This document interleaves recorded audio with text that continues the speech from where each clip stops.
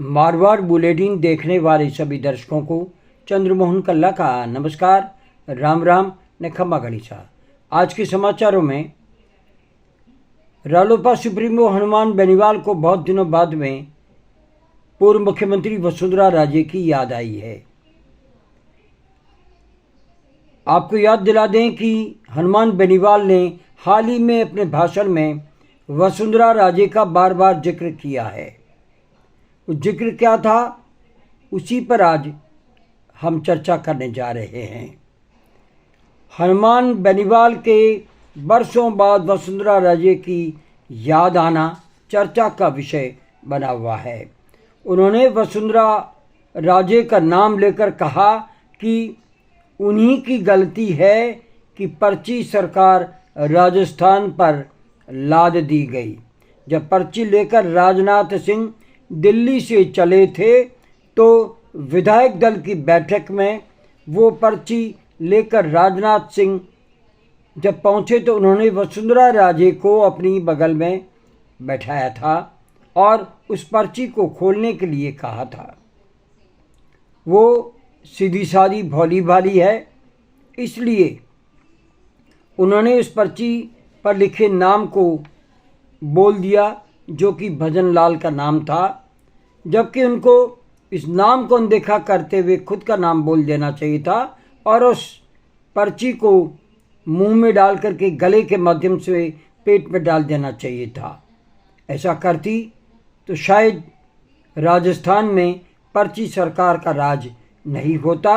ये भलमानस था वसुंधरा राजे का कि उन्होंने हाई कमान का कहना मानते हुए उस पर्ची पर लिखे नाम को ओपन किया।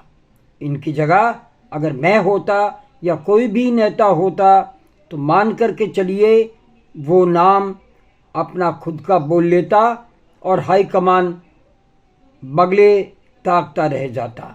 लेकिन वसुंधरा राजे सभ्य है और अच्छी कुशल राजनेता है, शासक है, इसलिए शायद उन्होंने इस पर्ची पर लिखा नाम सही बोल दिया।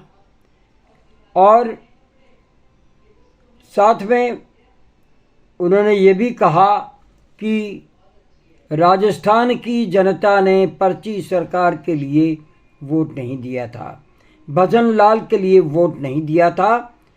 अगर वोट दिया था तो शायद कांग्रेस के बदलाव के लिए वोट दिया था।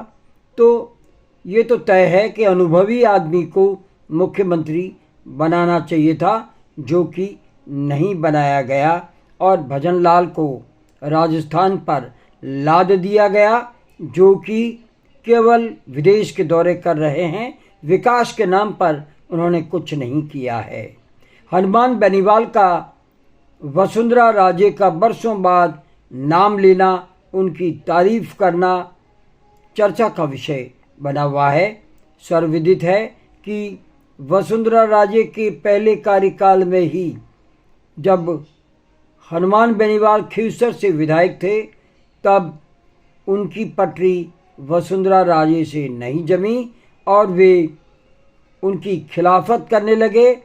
और एक समय ऐसा आया कि उन्हें पार्टी से निष्कासित करने वाले थे, लेकिन उन्होंने खुद ही पार्टी छोड़ दी और एक नई पार्टी का गठन किया, जिसे कि राष्ट्रीय लोकतांत्रिक पार्टी कहा जाता है।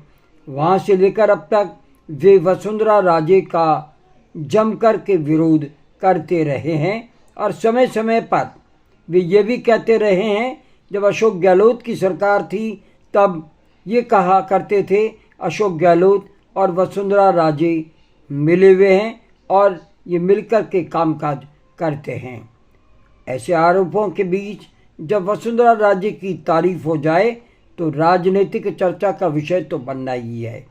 बहरहाल आज बस इतना ही।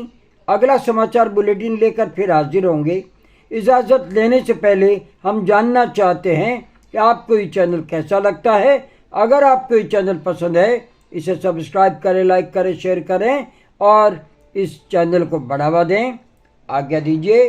नमस्कार, शुभ रात्रि, जय जय भारती, अलविदा, नमस्कार।